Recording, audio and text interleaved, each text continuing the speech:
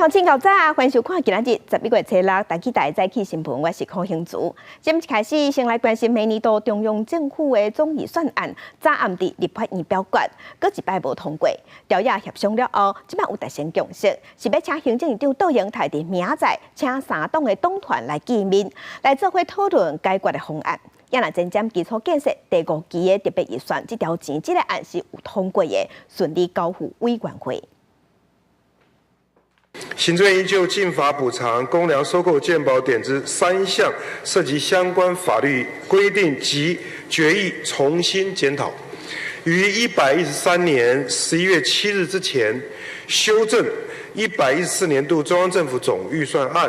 明年度中央政府总预算案也是卡条的，朝野昨启动表决大战，那边两党立委6辩联手，用58票对民进党的48票，搁再封杀总预算案。不过，渐渐第5期建设特别预算案703票，表决的结果是出席106人，赞成也106人，发函交付委员会审查。前瞻基础建设计划第5期特别预算案。照民进党党团、台湾民众党党团提议通过。本来就是有希望啊，结果总预算案搁再卡掉的。朝野关心的原住民进法补偿争议，行政院长倒营台讲，用基金上方便，对家预算是争议较少。朝野协商了达成决议，拜市之前由行政院长邀请立法院朝野党团见面，参详解决的方案。我认为追加预算可能是大家争议比较少的，大家如果有共识，明年我们编追加预算会有朝这个方向来做。公教人员调薪3%，如果总预算持续这样冻结在那个地方不动，那院长我们打算怎么办？这个是非常典型的目前遇到的困难。行政院讲尊重立法院的决议，办事会继续用上大的诚意，邀请立法院朝野党团协商沟通。不过，也是有真侪牵涉到国安、农民权益一寡新增加的计划，就会总预算案通过才法度执行。尤其晚年啊，明年度军公教人员是毋是有法度顺利调薪3%，嘛是爱总预算案通过才有法度核发。记者综合报道。今来关心天气，今日咱是受东北季风的影响，伫遮方面云有较高。气象署有针对基隆、湘北、宜兰发布大雨特报，同齐来看云图。今日咱的北部、东半部拢是乌阴落雨的天气，也伫桃园以北、宜兰花莲落雨机会嘛有较悬。伫宜兰是爱细致有可能会出现局部大雨。基隆北海岸、大台北山区雨嘛较粗。其他所在也有外岛、配合金门、马祖，今仔日拢是这份较好天的天气。也毋过伫过道了后，中南部的山区会有低降雨。咱来关心今年第22回风台银杏，昨昏是真讲做中度风台。气象署是预测讲，这个风台可能会往南海去，虽讲未直接影响咱台湾，也毋过拜五开始受风台外围环流的影响，大台北、基隆北海岸、宜兰花莲拢会落大雨。也若受东北季风增强的影响，最近这几日的低温可能会落到20度以下。拜日开始，东北季风影响，北部和东北部天气感受偏凉。新北市局部地区是出现18.1度的低温，中南部早暗嘛降温，偏凉的感受会持续到这礼拜5。各地的低温到了周四的清晨都有逐渐的在下降的过程，局部近山区以及空旷地区更有机会低个1至2度。因此，在这些比较低温度比较低的地方，可能来到18至19度的一个低温。拜五的透早各地同款是偏凉，日时北方的冷空气减弱，但是受到今年第22号风台银杏外围分系和东北季风的影响，基隆北海岸、东北部、东部地区和大台北的山区都有低降雨，局部地区雨势较大。气象署讲，银杏风台已经增强做中度风台，如果未来经过李宋岛北部，再过入去到南海，直接影响台湾的几率是偏低，但是未来有可能更有扰动发展变作风台。以目前来看的话，确实是有机会，因为目前在整个菲律宾以东的这个西太平洋比较偏南的这个洋面上，海温算是比较高的，算是都还是有机会有这一些热带系统发展。分析师提醒讲，虽然银杏风台未直接侵台，但是对拜三开始，各沿海的风影会增大。拜五开始，风台相对嘛较近，虽然讲和东北风强盘作用无明显，但是东北部同款是需要注意降雨。记者综合报道。来关心宜兰的龟山岛，因为空侪风台扫过了后，东北角风景管理处去现场勘查，发现真侪设施是算长甲真食力，决定龟山岛要封岛，要到明年3月份才要对外开放。观光业者即马就表示，若是减少上龟山岛的行程，安尼游客恐惊会减一半以上。龟山岛的龟尾湖、四窟窿拢浸伫水内，岛顶一寡观光设施是拢集中伫遮，即马受到风台影响，受损是真严重。行伫龟山岛会当看到车路顶悬拢是土含石头，受到狂热风台的影响，岛顶的步道拢总互石头砍掉。经过抢修，才开出一条简单的路。顶岛的码头嘛，互大影靠歹去更条拢现出来，灾情惨重。但是因为它岛上的一些设施包括像一些基础的设施，大概受损比较严重，所以我们已经紧急开始做一个清理的动作。但是预估起来，大概可能要到月底它的那个状况才会比较好一点。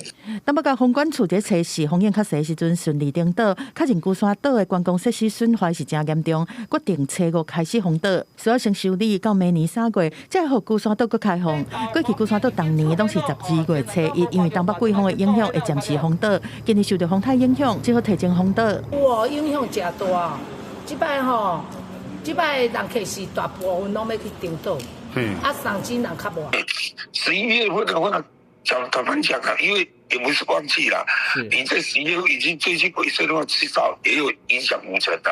到底在塞带游客去伫龟山岛行程的看海洋船的业者，怨叹生意是大受影响，因为第二来敢若会当带游客去看海洋尔，超过游客数会减少5成以上。敢若希望龟山岛凄惨的状况会当较紧来修复，免用心面目见人客。记者综合报道。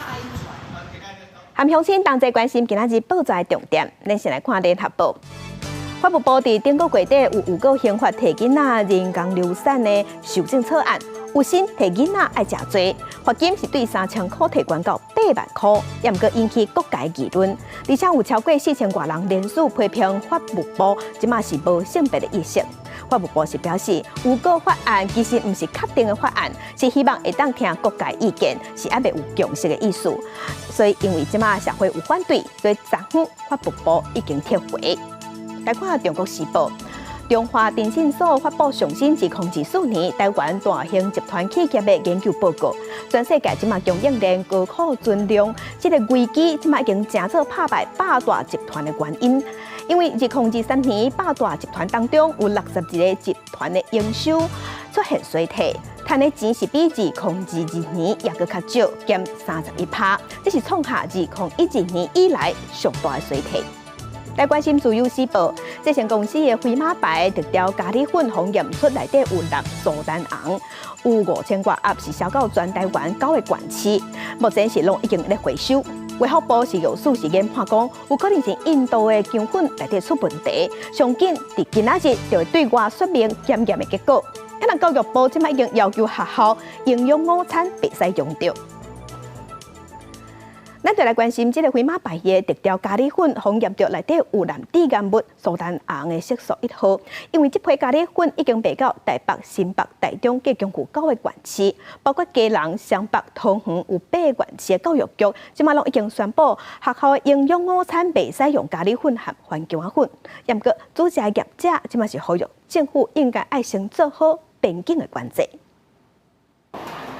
想要煮学生囡仔营养午餐，煞互团膳业者先伤脑筋，因为国内苏丹红的事件真无简单点落来。最近又搁传出制成公司斗六厂生产的飞马牌特调咖喱粉，互验出有致癌疑虑的苏丹色素1号。真侪县市拢宣布讲，学校营养午餐禁止使用咖喱粉或者是咸椒粉。新北市即日起至明年1月20日，学校午餐暂缓使用辣椒粉及咖喱粉等调味料，后续是卫生单位稽查情形，再行评估是否恢复使用。根据了解，制成公司这批咖喱粉已经流入市面，销去双北、台中等9个县市，目前已经通知各地卫生局落价回收。团膳业者表示，目前国内包含基隆、双北、桃园计共8个县市禁用咖喱粉加咸椒粉，因为智诚公司已经毋是第一届验出苏丹红，目前是由属国家检验室当日搁再确认相关的原物料，检验结果出来，才搁对外公布。只是近摆苏丹红是按风波烧到学园，团社业者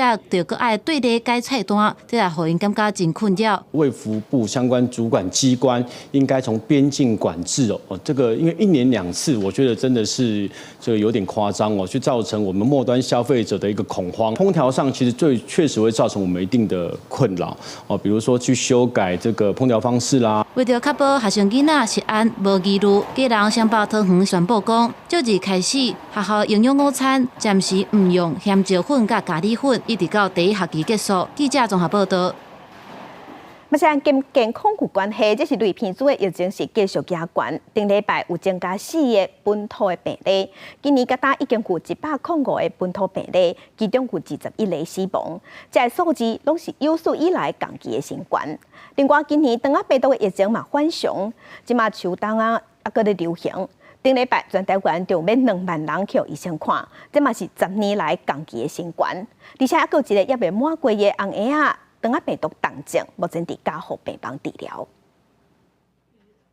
肠病毒的疫情持续升温，顶礼拜全台湾猛急症去看医生的一直要到2万人，是10年来降低的新冠，而且新增加一例肠病毒重症的病例，是南部还未满1个月的查某红婴仔，出生1礼拜了后是小人刷出现发烧、活力降、肝炎这症头，收到伫新生儿加护病房，经过检验了后，确认感染棘刷机病毒 B4 并发症，目前搁伫住院治疗。这嘛是今年第6例肠病毒重症个案，感染源个厘清。他的同住家人跟这个妈妈其实都没有感冒症状。那他在出生之后呢，其实也还没有返家。那在住院过程中的接触者呢，其实也都没有这个肠病毒的疑似的症状。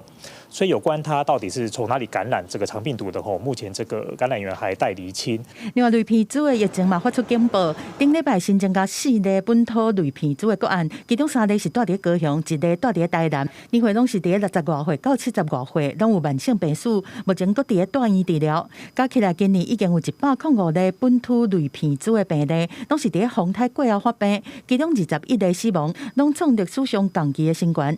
疾管署警告讲，顶礼拜空瑞风台才拄过境，未来1个月都是类鼻疽感染的危险期。强风暴雨呢，造成土壤中或是污水中的一个类鼻疽的一个杆菌呢，更容易暴露在地表面上。那也因为类鼻疽杆菌呢暴露在地表面上，所以造成类鼻疽杆菌呢更容易传播。疾管署讲，今年肠病毒的疫情是真反常，一直到秋冬搁伫个流行期，有可能是因为今年肠病毒的型别较侪，和进前新冠疫情的免疫负载有关系。顶礼拜全台湾拢总有265班因为肠病毒停课，其中幼儿园就有186班。按照疫情相关方会伫11月后半个月，到时头礼拜差不多有2万人看医生，到12月后半个月才会脱离流行期。记者综合报道。国际新闻来关心全世界焦点，这是美国总统大选投票，各州投票所关停止投票的时间拢无相同，包括乔治亚州在内有6个州上早结束，即马已经开始咧开票。也共和党的候选人川普昨是登去到佛州投票，伊是讲伊认为这场选举到目前看起来也是公平的。也那民主党的候选人何锦丽，伫顶礼拜已经完成假选票投票。另外，伫投票日当天，美国联邦调查局有接到一寡线报，有几若件那亲像是对洛西亚内的假炸弹的威胁。共和党候选人川普伫咧佛罗里达州投票，当局出动大批警力维安。川普出现迄人阵，至少15位警察警戒。Make sure there's no cheating, right? 川普讲伊正伫咧等投票的结果，共和党人的表现正强势。Of course, there'll be no violence. My supporters are not violent people. Didn't concede the election in 2020 when you lost. They're concerned that if you lost this election, you wouldn't concede again. What do you say to those people? I think they're crazy. If I lose an election, if it's a fair election, I'd be the first one to acknowledge it. And I think so far, I think it's been fair. 因为已经伫咧顶礼拜六用邮件方式完成投票的民主党候选人贺锦丽，伫投票日即天接受广播公司访问，有安被问到伊的弱点，经济甲移民。The economy being one, border issues and crisis. You have been blamed for the current status of that. How do you react? We have a broken immigration system. It's been broken for a long time through frankly, Democratic and Republican administrations, and we can fix it. 美国联邦调查局找过讲，有几多件看起来敢若是来自俄罗斯所发出来，针对美国几多个州的假炸弹威胁。这个摇摆州其中之一的乔治亚州就收到。I don't know how to describe if that's viable. We don't think they are, but in the interest of public safety, you always check that out. 因为选情正激烈，真侪选民伫咧投票时阵拢讲正紧张，因为各州投开票的时间甲作业方式无同。关键的这个摇摆州也看过无同的市区，若是票数正晚，也有可能重新计票，所以估计上尾来开票结果可能要几多天才会出来。公司新闻吴文玲报道。因为美国各州州政府拢有出动国民兵，在保护这选票中心，警方嘛有戒备，嘛有高度警戒。美国特斯拉执行长马斯克，伊是伫摇摆州有推出8万美金的抽奖活动，虽然外界是质疑讲这是换一款方式咧买票，不过宾州的法官顶一日已经裁定讲，这个活动无违法。美国总统大选特别到啊，华府议案处进入高度戒备的状态，尤其白宫甲副总统的官邸，拢会当看到威尼采科士，阁有人员驻守。I think it's a great moment for our country and for the world. 费城选票仓库顶面即马是加装铁网，底特律亚特兰大部分选举办公室装防庆忌的玻璃。威斯康辛州的选务人员已经接受多省的机卡训练，亚利桑那的官员研究安怎应用假信息。一位警长已经做好部门的安排，防止有可能发生的暴力事件。无人机甲暗击手也随时待命。I am concerned and hopeful that our country will accept whatever the outcome of this election is in a peaceful and a unified manner. 川普和贺锦丽选情真紧张，任何举动都可能影响到结果。特斯拉执行长马斯克针对关键州的选民，逐天8万美金抽奖的活动，真正互质疑讲有可能是买票的嫌疑。不过，测试宾州法官弗列塔格是裁定会当继续进行。Because some district attorney in Philadelphia wants to silence Elon Musk for supporting Donald Trump. Let me be clear about one thing. No district attorney, no prosecutor, I don't care how powerful they are, can take away the First Amendment freedoms that are the bedrock of this nation.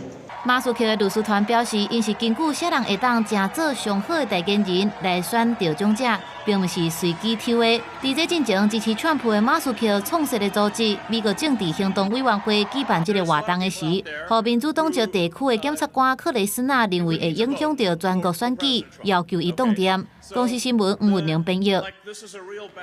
因为咱的友邦北州昨昏嘛咧选总统，中共是趁这个时机，给强迫咱北州和咱台湾断交。咱的外交部长林佳龙是表示，但要继续强化和北州的关系。有学者即马就讲，北州总统大选的结果唔乃影响咱台湾和北州的邦交，嘛影响美国和中国的关系。咱个重要的友邦北老总统大选初五起过。甲美国总统大选同一天举行，受到国际关注。中国嘛是顶目伫注意，想要甲北老友到公平，表示外交关系转向。伊用两面手法，一直透过网络攻击、抵制旅游，大大影响到北老的观光经济。搁伫大选的前一天，施压北老，话声讲爱会晓看局势，再进退。早日站到历史正确一边，做出真正符合自身根本和长远利益的正确决断，识时务者为俊杰。加强跟国有关系，有再加强高，谢谢。外交部高度关注北老的大选，现任的总统费世仁立场较亲台，坦白讲北老面对中国的压力，中国也当咧暗算台湾。也那另外一位总统候选人雷蒙解说立场较亲中，因为北老是美国太平洋重要的盟邦。学者分析讲，这场大选的结果唔但牵动台湾、北老的邦交关系，也影响到美国印太的战略部署。我们是实务，所以坚持价值为本、互利互惠的外交关系。中国一再破坏区域和平稳定，予以共同谴责。如果说其中的这个总统上台了，那可能北京的机会就比较大。可是呢，这里面不要忘了。还要看看美国要花多大的力气来加以阻挡。巴拉圭国会甲参议院议长努涅斯，翁仔某是带跨党派的访问团访问台湾。总统热情着初五亲身接见，致辞感谢巴拉圭的议员针对中国军演声援台湾，也感谢巴拉圭的总统潘尼亚伫联合国大会为台湾发声。我们期盼卢内斯参议长以及各位贵宾可以持续支持台湾，共同对抗威权扩张，守护共享的价值。Santiago Peña de que tiene a Paraguay no solamente a un amigo, sino a un socio con el cual vamos a seguir caminando nuevamente para construir más prosperidad para nuestros. 面对中国亚冠区域局势紧张，努涅斯强调讲，这座访问台湾的行程，目的是重新强调巴拉圭甲台湾67年的历史友情。兄弟政府无法度用金钱替换。罗总统也希望巴拉圭继续挺台湾，做伙对抗威权。记者综合报道。继续来看北韩是搁再发射飞弹，这是5天来的。来关心日本东京证券交易所对昨开始，股票交易时间延长半点钟，是当地时间下晡3点半收盘。这嘛是日本人70年了后，搁再延长收盘时间。那日经指数是去421点。但台北股市是一盘到底，交易时间是4点半钟，和国际上来比，时间确实有较短。那金管会是表示，交易时间敢要做调整，影响真大，会搁再评估。日本东京证券交易所经过70年，初五开始正式延长股市交易时间，整体交易时间调整到5点半钟。股市敢会更加加压，引起各界关心。初五日经指数开出庆祝行情，收至38474点，去421点。投资人关心讲，大概敢有可能嘛延长时间？延长啊，2点半啊，这样比较来得及啊。我点来不及。其实我是觉得一样就可以了。看盘时间太久的话，整天都会关心这件事，然后就没办法分心做别的事情。其实，日本东京证券交易所依照伫2000年、2010年甲2014年8、3届讨论延长交易时间，结果拢无实行。不过2020年10月，因无预警大规模系统败卖，规工拢无法度买卖。才决定延长交易时间。那大概2001年1月进行，交易时间是到中昼12点，搁延长1.5半钟，嘛才下晡1点半收盘。不过和国际主要股市比较，时间犹原较短，无讨论要比较国际延长交易时间。如果要去做一些变更的话，一定要取得社会高度的重视啊。所以这个部分呢，要不要做调整？我想我们会审慎的评估。目前日本股市的交易时间分作早起盘甲下晡盘。中国甲香港拢是按当地时间早起9点半开始，下晡休困了后再按下晡7点开始交易。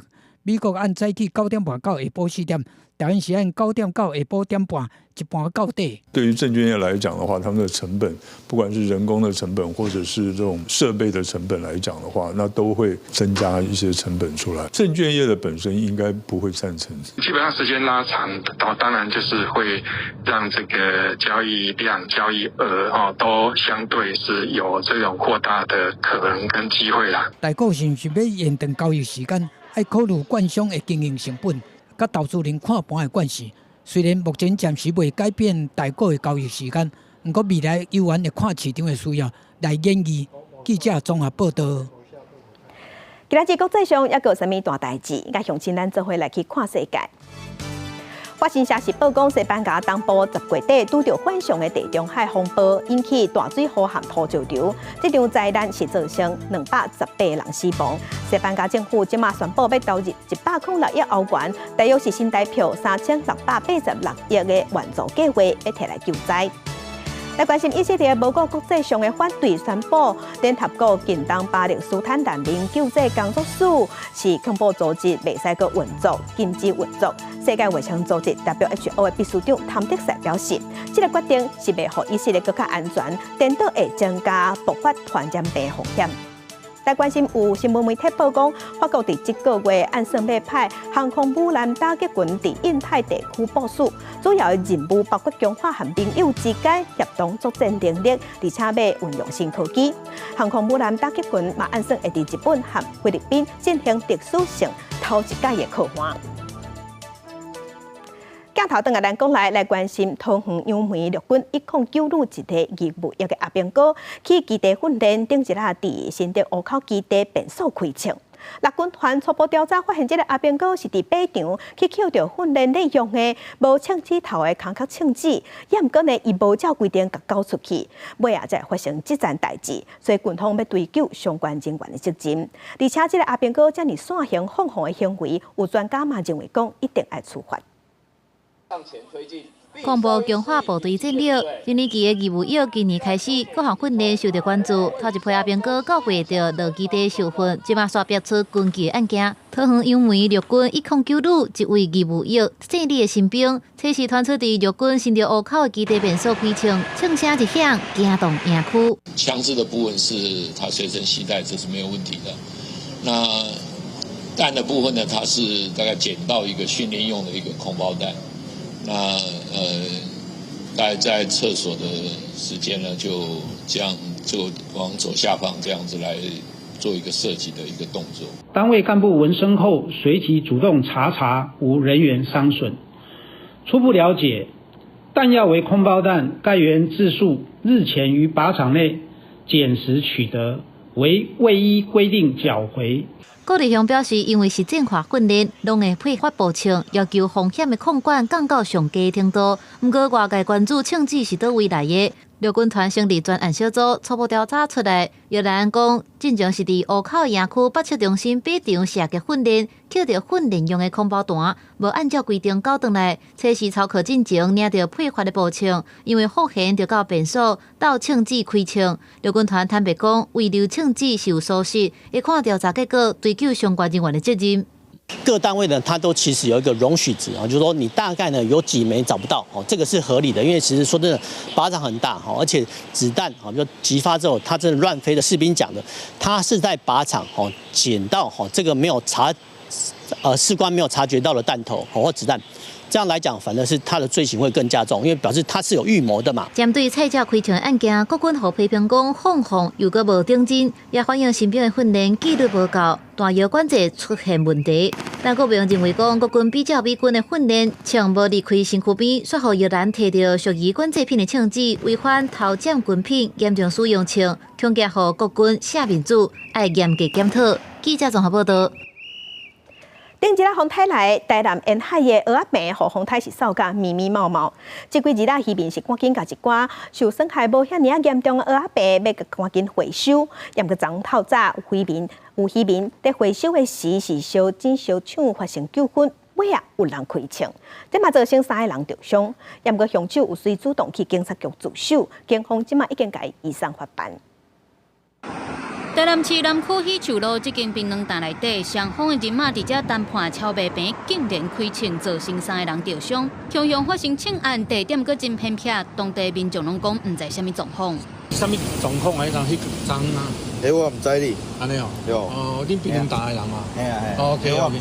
警方测试暗时接到医疗院所的报案，讲有患者着枪。最早就去才发现到是被害人来像甲姓黄的嫌犯等等的人，因为回收蚵病的问题引发纠纷，小酒谈判讲了未拄好，姓黄的嫌犯煞就安尼来开枪。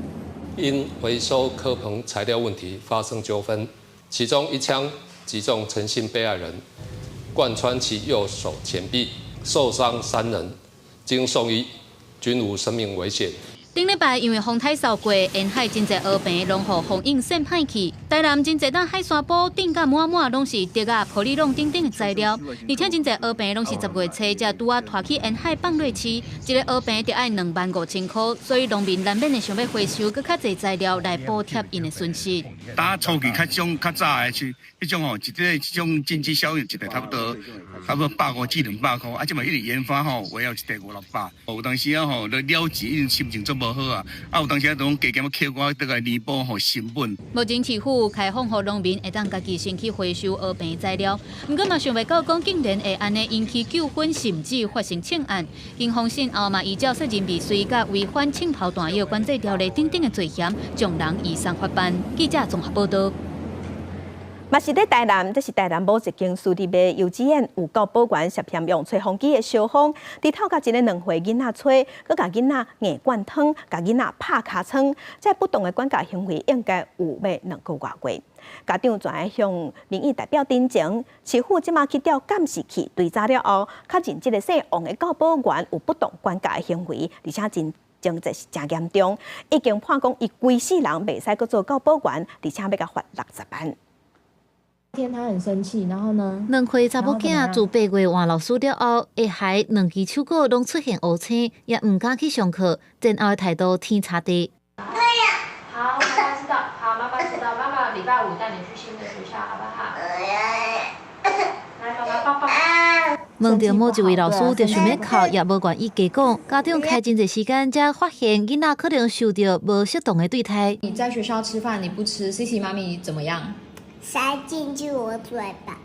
怀疑囡仔受虐待，家长要看监视器，学校说讲无到，帮囡仔转学了后向民代投诉，才发现唔是无监视器，是学校无爱互家长看。我跟老师询问过，他都说是小朋友玩闹、玩耍、推挤。那后来才发现，就是其实都是老师很用力的拉扯，然后很多暴力的行为。绑吊的过程当中，我从老师这边知道是说，他也都是说他没有这么做。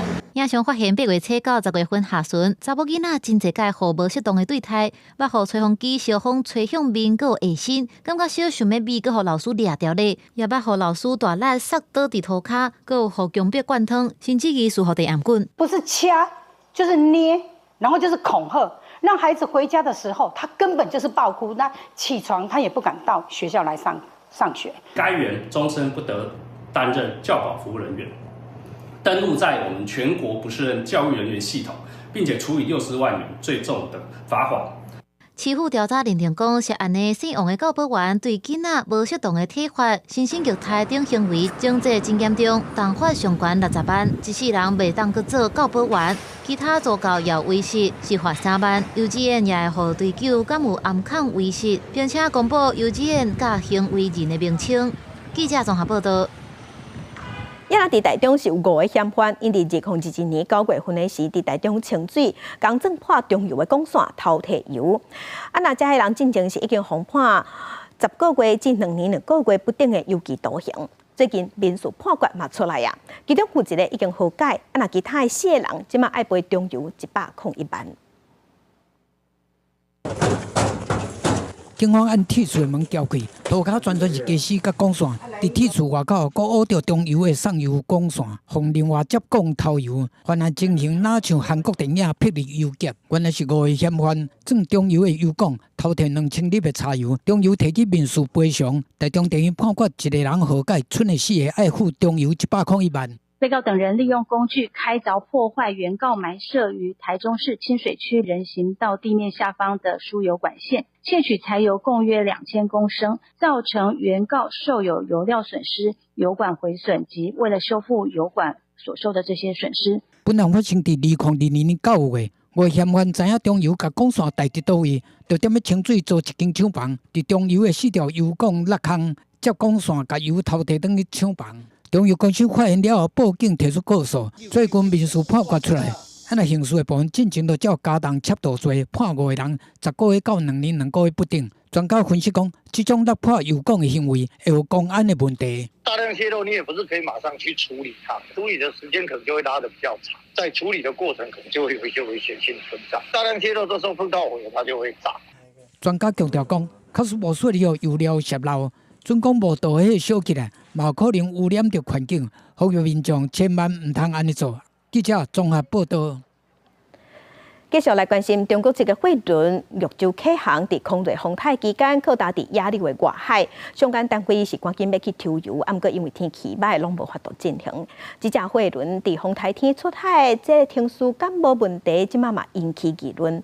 航港局是回应讲，一切是依法办理，因为这只货轮载重的关系，所以无法度伫基隆港避风台，因此伫风台内进前就申请要离开。基隆港务公司伫28暗头仔有批准，因伫靠离开的时，才伫外海靠达。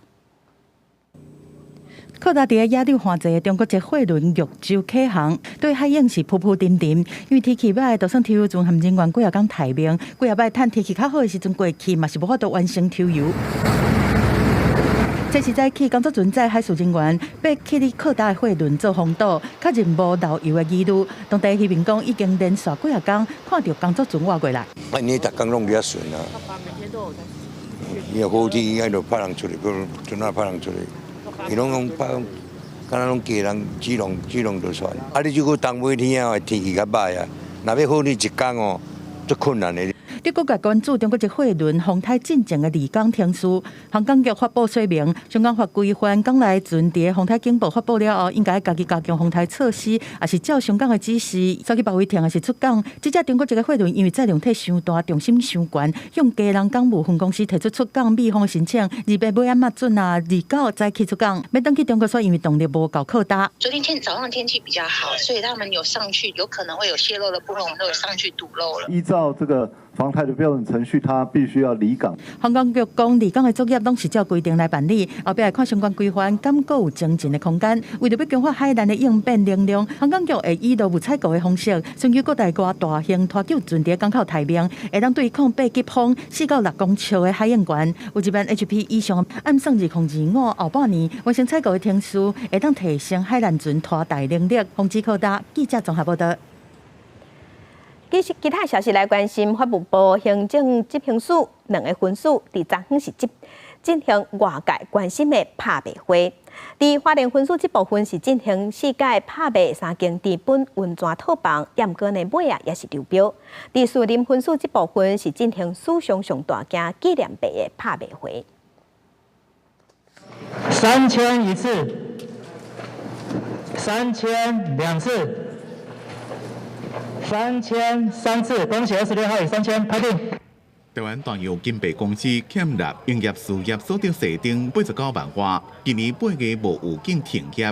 法务部行政执行署树林分署伫这份撒封因1万外件纪念币，伫昨下昼进行史上上大件的纪念币拍卖会。纪念币包括年节贺岁加12新上银币、套币、铜章100外国家不发行过的纪念币加纪念纸钱。世界卡球赛奥运、冬季奥运世博纪念币种类真多。因那花莲分署昨夜进行伫咧台东地本一线温泉天下大楼的3间温泉套房第4遍拍卖，底价是抬到78万外到105万外，不过现场无人投标。本日为知本温泉套房最后3间的最后一次拍卖，但今天很遗憾的没有人投标，那债权人也没有主张承受，所以本日流标，拍卖程序终结。这评官讲，拍卖程序结束了，会多销不动产。以上机关若是有申请重启拍卖程序，以后也是有可能搁再执行拍卖。记者综合报道。继续来看历史建物，德鲁古的牌楼已经有60多年的历史。不过，即马负责管理的太管处因的吊车伫8日下晡3点外，因为吊车手骨受无好势，全甲弄着，害顶头的字即马是落落来。太管处表示，因会赶紧伫半年内赶紧修复。甲自翕即支地较正暗，一直是快门，换一个角度，搁一张，和牌楼做伙翕，即个打卡的景点太鲁阁口的牌楼，即马煞变形。做东台湾代表性的地标，经过风台、地动共款拢定伫遐。等到即摆，互工程车规个弄过来，调数的阁是家己人，驾驶含车拢是太鲁阁国家公园管理处的。我们自己的卡车为了去加油站加油，那经过牌楼的时候，不慎把中文公路牌楼的一个横杆稍微有受损。案发的前后比一个顶悬的婴仔排风，当时花冠公路的题字拢总落落来无去啊，中啥物拢无，其中冠字字搁长去，顶悬的条嘛拢有损坏的痕。太管处回应讲，受到狂热风台扫过，园区内真侪树仔拢倒去。测试下晡3点外，这工程车清运了，吊手无修好去弄着，即马拼半年来完成复原，但爱开偌济钱过来评估。就看太管处的时间，他什么时候找到经费，行政上面能够缓过来处理这件事情。太鲁阁的牌楼是真有历史，牌楼的主体是3间4条式，标管60公尺。民国79年正式启用，纪念台湾出现第一条东西花冠公路。顶悬这6字，阁是当代重要书法家王仲维手写的，用乌底金字表现。在民国94年，牌楼嘛，互当地的政府列作是历史建物，去年才整修完成的，但即马都随个弄歹去。我个人是觉得还是要修复，无论如何，它在文化上来讲，毕竟也是花莲的一种地理，也是一种地标的象征。特别是它2年前才刚修好，那事实上我们找资料，它在1991年被断过一次。一摆认为的疏失是破坏历史建筑，相关单位都要搁较注意，因为若搁损毁啊，搁安那修复嘛无法度回去到上开始的模样。记者综合报道。台南市有200多个农民不满政府收公粮的绩效13年来拢无调整，伊是有被报调上街头抗议，要求政府1公斤爱提悬5块银。也那农粮署是回应讲，即阵农业部是有在推动稻仔产业真正政策，是呼吁讲应该爱提升稻仔品质，才会当增加农民的收入。一个农民白头巾求被报调，抗议公牛13冬来无调整。农民怨叹即阵办项起价，像因请人来开挂着机代金，捧田车工拢变贵，一只分地挂着工就起100块，那一架就起1000块啊！农民开成本对袂着物资的浮动，地主因即回才抗议，诉求公牛通1公斤提悬5块。10多年拢无讲起价哦，一寡迄个物资住宅哦，嘛拢起啦。所以阮真正。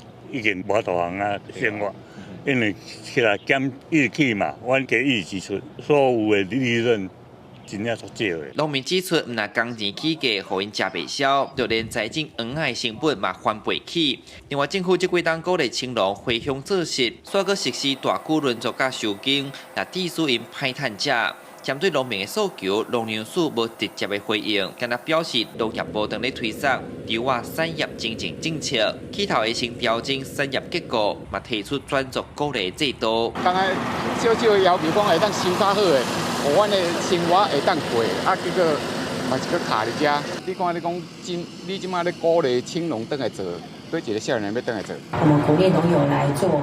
种作、旱作跟杂粮的部分，如果在一起做呢，我们是在易缺水的一个水稻水库灌区，奖励金2万元。第2期做呢，就是针对原本种水稻的区域，如果我们转做杂粮跟旱作的话，我们就有奖励金1.5万元。进而推动的水稻收入保险加强型的目标价格未来会提高3块钱。要米厂烦恼起价会影响小卖店通路绩效，另外本将互政府辅导去种10年的农民，可能会改当来种黄啊，安尼恐惊咱台湾的米会产生过量的问题。记者李楚台南采访报道。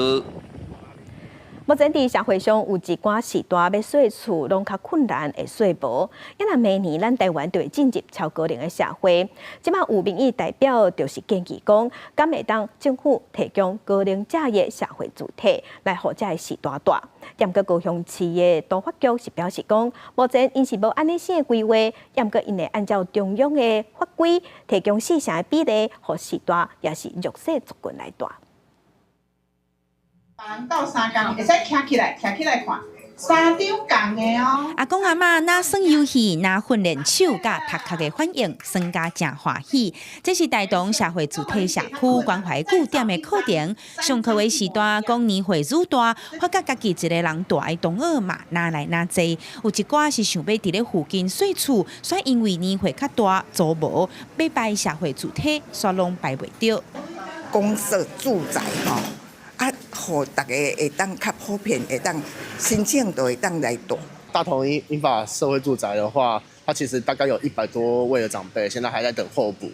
那可能未来还是会再持续的增加。2025年高雄老人人数就要超过总人口的20%。目前高雄社会主体已经有22000多户。不过议员唐英如表示，目前社会主体拢是以照顾青年、甲有囡仔的家庭为主，虽望有保留4成是要互弱势族群，包括长辈在内。不过高雄嘛，这3个社会主体计共29户是要互长辈住，希望亲像日本推出专门属于高龄的社会主体，老人公寓也是讲特殊提供给年长者居住的这社会住宅，其实数量拢无够，佮有一寡是伫外口吼，社会局讲因找的厝，吼，佮毋是社会住宅，是伫外口另外睡厝，遐环境嘛无讲介好。目前咱高雄市咱所推出的社会主体嘛是按照咱中央法令拢来做分配。都发局局长吴文安伫咧议会指出，高龄社会主体需要考虑医疗甲社会照护，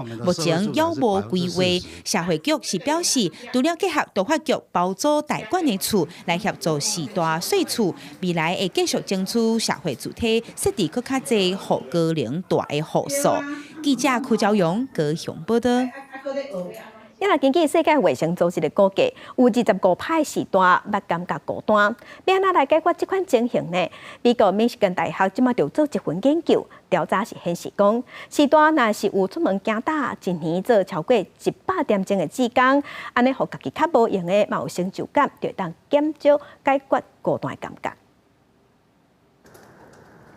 70岁小金子啊，逐工拢喙笑目笑，互家己的生活过了真快乐。下晡先去买菜，食完暗顿了后，就准备要去做志工。小金子啊讲，做志工帮助别人，互伊感觉真快乐，身体嘛对咧变甲真勇健。唔爱做志工哦，关喺厝的吼，会老人痴呆哦。啊，我是感觉讲吼，安尼会感觉保持一个足少年的心啦。小金子啊，逐工拢排满家己的生活，做志工、买菜、甲带孙仔，互伊感觉生活真有意义。美国密西根大学嘛有做一份针对时代孤单有罪的研究，研究发现讲有做志工的时代，确实会减少孤单的感觉，而且做志工一冬一定要超过100点钟才有效果。若无超过100点钟，对减少孤单是无什么帮助的。那这个研究它就是发现是说，你参加志工服务时间超过100个小时的话，你会觉得比较不能感到孤单，那你的孤独感会下降，会明显的比参加志工服务不到100小时，甚至是或者是没有参加志工服务的人来得好。根据世界卫生组织估计，有1/4的时代捌感觉过孤单，而且真侪研究嘛指出，孤单会对时代造成心理、血受、健康等等的负面影响。当时基金会嘛建议时代会当找家己有兴趣的活动来报名做志工，加交朋友，加找人开讲，丰富生活嘛，趁着健康。记者第阿选柯敏哲台北报道。因那中华生活美学馆对2020年开始，因就推出中台湾青少年的艺术计划，互表演艺术团队进入到校园去表演，培养囡仔的艺文素养。今年就剧团伫学校内底是办台语戏剧，也佮安排互动的游戏，互囡仔会当哪看戏哪学台语。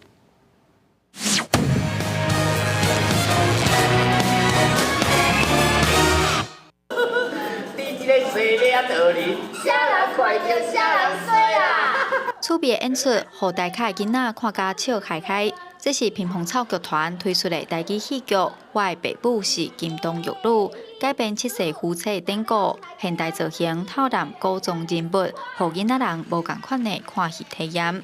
以前也无遐济时间会当看到台语的戏剧，今仔真欢喜会当看到台语的戏剧。以前学台语是看课本，今仔日会当哪看戏哪学台语，我感觉真趣味。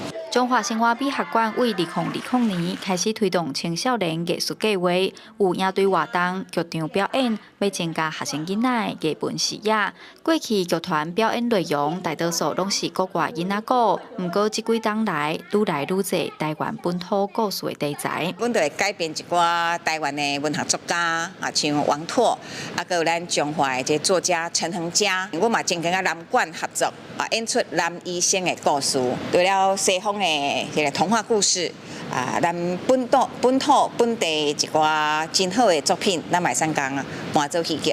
剧团表示，深头仔扮台语戏，袂少家长会惊囡仔听无，但是舞台顶演员的表演加上灯光效果，囡仔嘛是看甲目睭无转轮。学校讲，相信透过台语剧场的演出，自细汉培养囡仔的艺术甲台语能力，未来一定会发现。记者杨淑晴综合报道。因伫嘉义县，嘉义是咱台湾正重要的农业生产基地。嘉义县的科学教育中心，即马就配合嘉义大学，用科学的方式来教实农教育，嘛，互分家南的这囡仔会当来知影即马咱农业内底的科学发展。嘉义大学的教授甲各校的学生囡仔来认捌农作物顶面的做现的谈吐，佮有互动体验的设计，互囡仔哪算哪学。这是嘉义县科学教育中心配合嘉义大学第8会理馆太空教育馆举办农业海滩甲环境友善防治的展览。看到科学甲咱的农业要安尼来结合咧等于是把咱这个农业的部分可以做比较友善环境的一个调整了解到说昆虫有哪些特征，然后哪些不是昆虫。展览当中除了有各种海棠介绍以外，阁有家己大学农业科学研究的生物防治成果甲技师。册顶人表示，农业是家己阮真重要的产业之一，希望透过这个展览，让大家重视友善环境的观念。空地唔是干那喷药啊尔，咱有足侪对咱的环境哦，非常友善哦的这样子的一个防治的这样子的防范哈，会当来给处理安尼，会当哈对。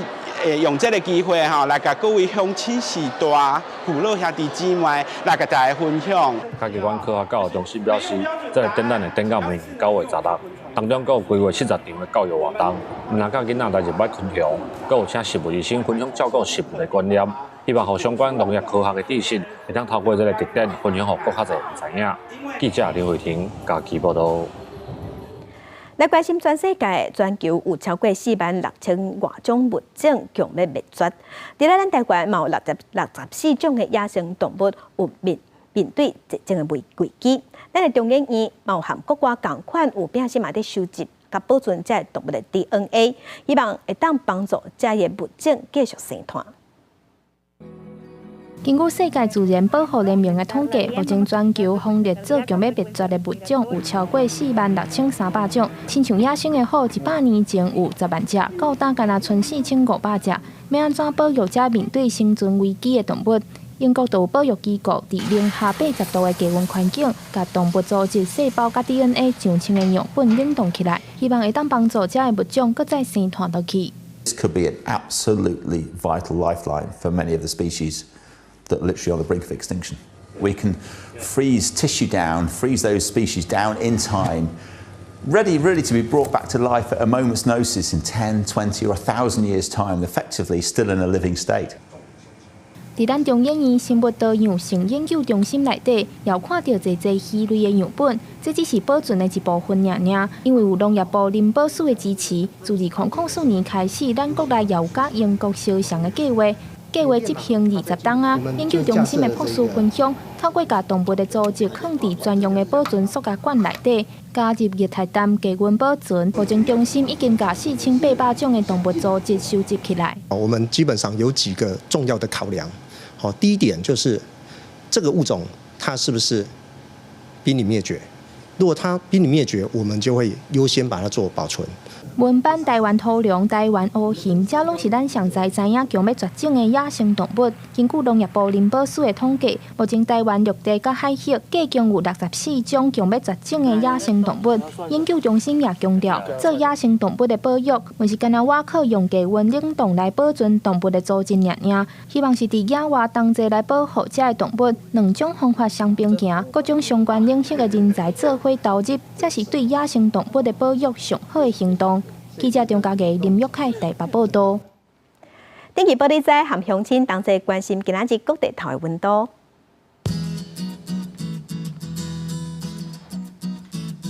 北部的温度上低20度，上悬是24度；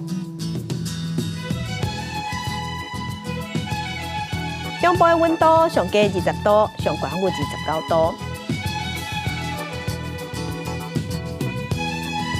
南部的温度上低20度，上悬是30度；